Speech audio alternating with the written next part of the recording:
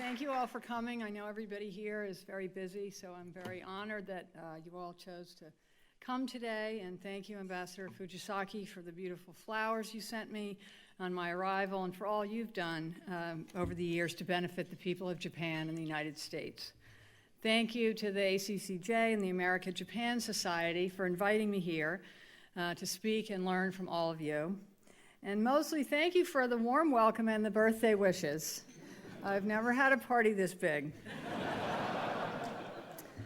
I would like to introduce my husband, Ed Schlossberg, who's here with me, as well as my colleagues from the embassy.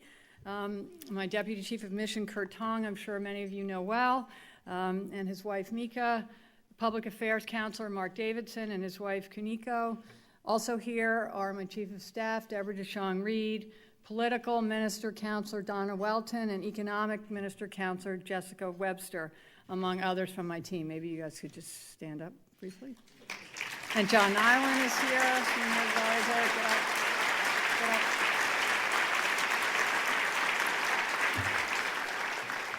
up. This lunch is just the latest in a series of events over the past week, each of which has really been incredible in its own right, but also symbolic of the larger U.S.-Japan relationship as well.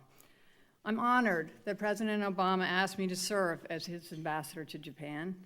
It couldn't be a more important moment as the United States rebalances to Asia.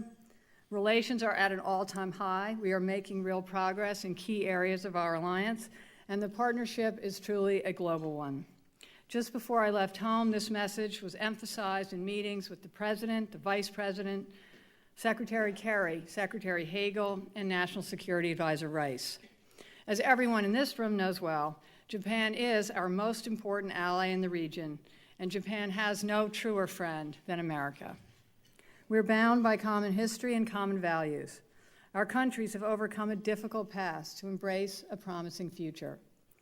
There are deep and profound economic, strategic, and cultural ties, and our societies share a commitment to freedom, democracy, and the rule of law. Japan and America are partners in diplomatic and humanitarian efforts around the globe. We're working together to solve difficult challenges in the Middle East, and most recently, Japan's self-defense forces and the American military jointly delivered food, water, and medical supplies to thousands of people in the Philippines whose communities were devastated by Typhoon Haiyan.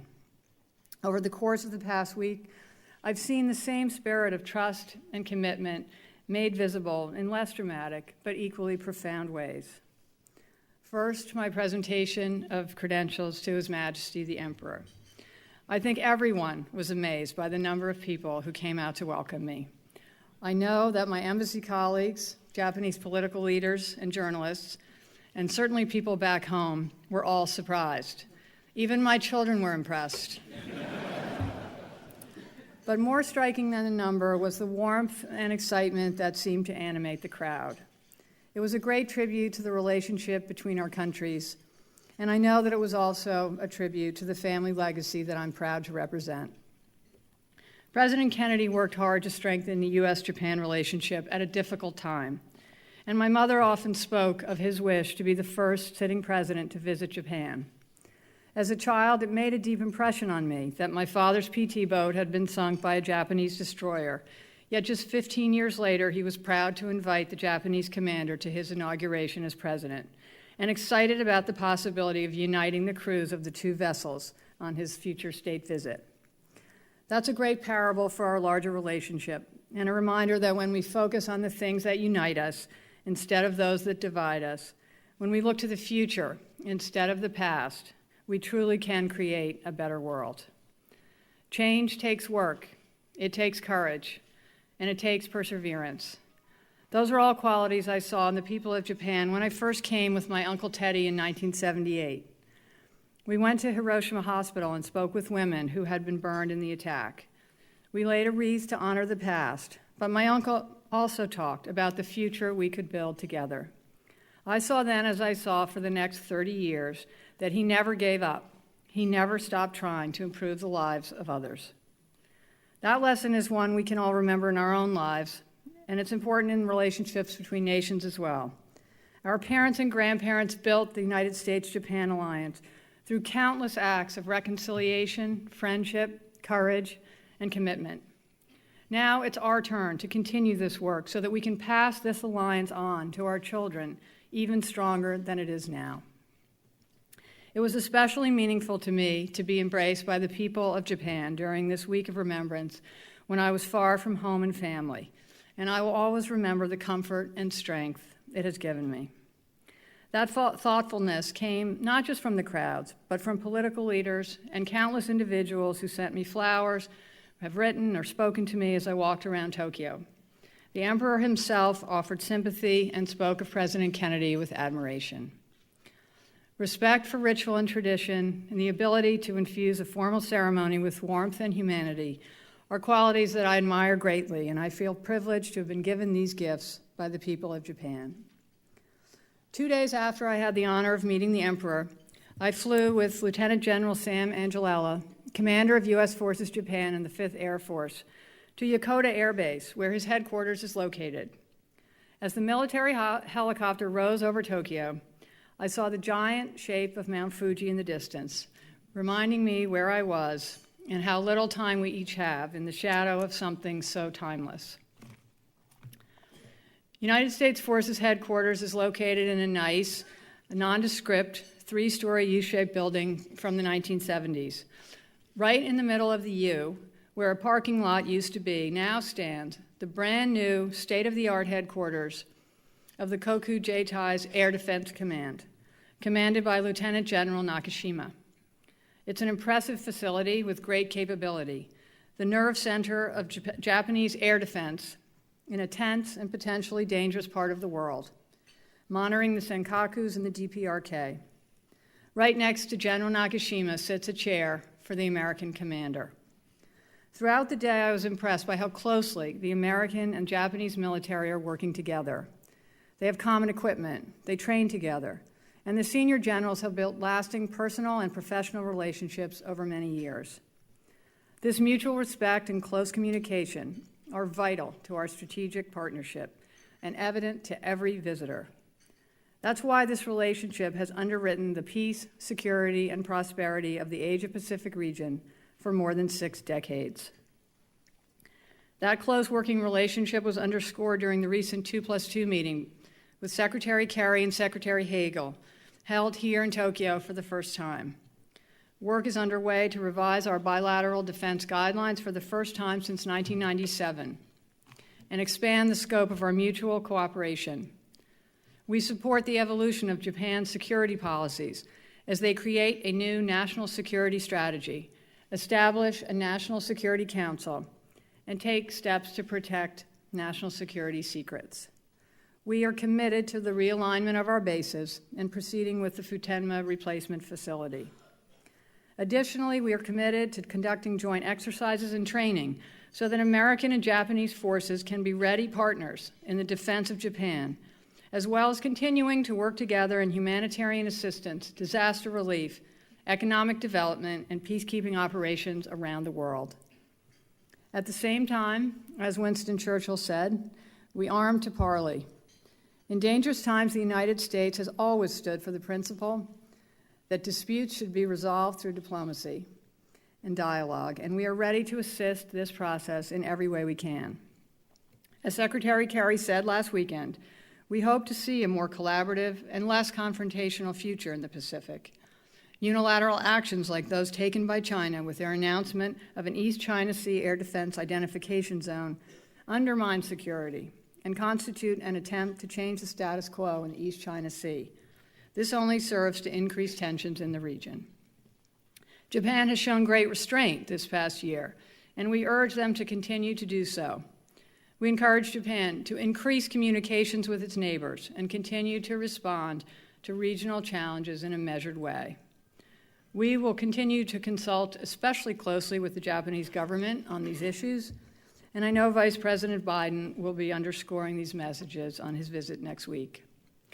Most importantly, every American should take pride in the patriotism, the level of excellence, and the commitment our service members and their families have to the U.S.-Japan alliance. The Japanese can see every day that America is here for them as a partner in the defense of Japan. And Americans can take satisfaction in knowing that their forward deployment helps keep America safe and Asia peaceful and more prosperous. Speaking of prosperity in Asia, it's time to talk about Abenomics, Womenomics, and TPP. As everyone here knows well, this is a moment of opportunity. Japan's enjoying political stability, economic renewal, and is eager to increase trade and investment with the United States. Our economic ties are broad and deep, and our economies are closely intertwined. For example, American products, like the Boeing 787, consists of a large percentage, 35%, of Japanese components, and U.S. companies provide half the parts for the new Mitsubishi regional jet. Insurance, energy, healthcare all represent important sources of future trade and investment, and just this week, Bloom Energy and SoftBank announced an exciting joint venture. The Japanese sent a large and enthusiastic delegation to the recent Select USA Summit, and the entire Asia-Pacific region is poised to benefit from the passage of TPP. This comprehensive, high-quality trade agreement was greatly enhanced by Japan's participation. It's complex and difficult, yet critical to our overall Asia-Pacific rebalance, both economically and strategically. A strong Japanese economy is in the U.S. interest, and TPP is an important lever in Prime Minister Abe's domestic policy agenda as well. Ambassador Froman and his negotiators are getting down to the tough issues, but they're optimistic, and the Japanese are fully engaged. President Obama is committed to a tight timetable, and I have a feeling that Vice President Biden will deliver that message forcefully next week as well. But once again, we can't leave everything up to government. It's up to all of you in this room to make sure that people at home also understand the positive aspects of this landmark agreement and work to ensure its passage. We must also get ready for implementation so that TPP's benefits can be widely felt without delay. And our embassy team is committed to helping you make that happen. I was impressed that Prime Minister Abe used our first meeting to showcase and discuss his commitment to Womenomics, just as he did on his recent visit to New York. Americans know, and the world has seen, that when women are empowered, the entire society benefits. The IMF estimates that if Japan increased the numbers of working women to the level of other developed countries, its overall GDP would rise 4%. I believe the Prime Minister understands that this is not just a women's issue. It's a man's issue. It's a family issue. It's an economic and a national security issue, and it's a moral issue. In the United States, we still have a good deal of work to do. But I'm proud that President Obama's first act as president was to sign the Lilly Ledbetter Fair Pay Act, removing the barriers to fighting pay discrimination. And as the first woman to serve as United States ambassador, I'm also proud that the political and economic minister counselors and our Army, legal, and press attachés, as well as my chief of staff, are women. And I'm looking forward to learning more about the workplace dynamics here in Japan. Lastly, over the past 2 days, I visited the Tohoku region, where I was deeply affected by the scale of the destruction, yet inspired by the strength and resilience of the people there. I was humbled to follow in the footsteps of the U.S. military and my predecessor, Ambassador John Roos, whose deep personal commitment to providing help and hope through Operation Tomodachi is still being felt every day by the people of the region. We visited the coastline where one miracle pine tree remains out of 70,000 that used to be there, evoking the powerful symbolism of the single pine tree in Japanese painting. At the Mangokura Elementary School, students were amused by my calligraphy attempts and even tolerated my left-handedness.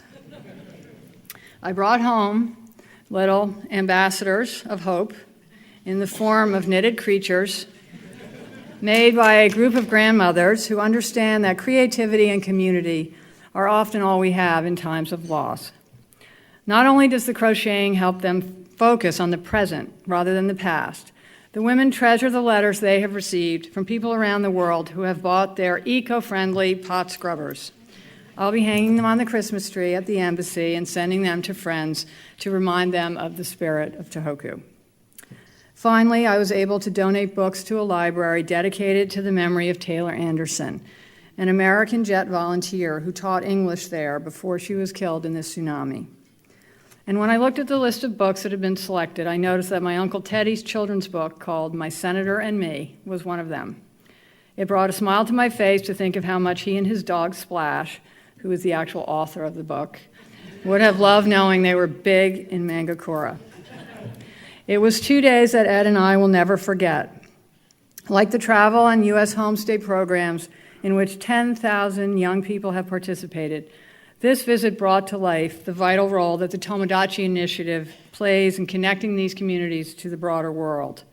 For those of you in this room who have supported the Tomodachi programs, I hope you will take great satisfaction in the impact that your contributions have made, that you will continue to support these efforts, and maybe that you will go and visit the people there who are benefiting from your generosity so that they can thank you in person. I bet you would come back with even more great ideas for programs to help. Our young people have so much in common. It might start with anime, but it can become astronaut Wakata, commanding NASA astronauts on the International Space Station. It might start on a back lot in Osaka and end in the greatest triumph in 86 years as Koji Uehara pitched the Red Sox to victory at Fenway Park. Now that the world is interdependent and international, those of us in positions of seniority in this alliance need to make sure that young people have opportunities for collaborative composition that are varied and meaningful in the arts, science, education, sports, and business. President Kennedy and Prime Minister Ikeda established Colcon 50 years ago to address similar issues. 50 years later, we must build on that work, meet the goals of doubling international student exchange by 2020, increasing language study and travel so that 50 years from now, people can look back with the same sense of gratitude that we feel today. My father admired Uesugi Yozan, an 18th century daimyo from the Tohoku area, known for his good governance and sacrifice for the public good. Yozan introduced democratic-type reforms, encouraged people of different social classes to join and serve their communities together in new ways. He lived simply and invested in the future, building schools and starting businesses. In ways that resonate with President Kennedy's famous call to service, he wrote, "The domain is inherited from our ancestors to be passed on to our descendants. It must not be thought of as our personal possession. If you put your mind to it, you can do it. If you do not, you cannot. That is true for all things. When something is not done, it's because someone has not done it. So now it's up to us. As we prepare to celebrate Thanksgiving tomorrow, I'm grateful for so many things. Most of all, this opportunity to serve my country, to learn from you, to work with you, and with the people of Japan, to bring our two nations even closer together. Thank you very much."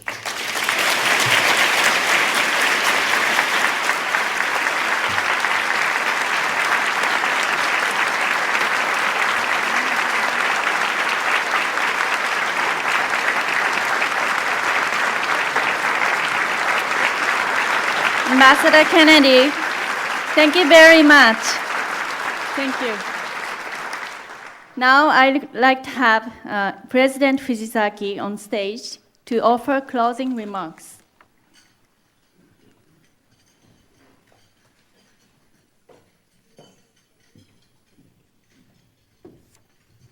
Really nothing to add to this great speech. It was warm, it was inspiring, substantial, encouraging. Do you agree?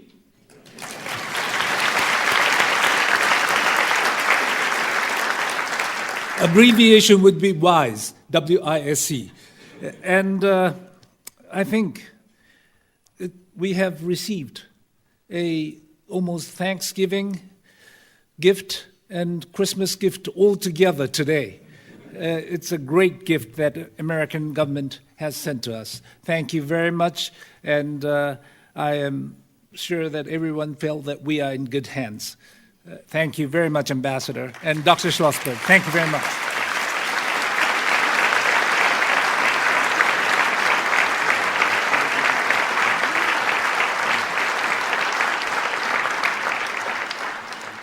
Thank you.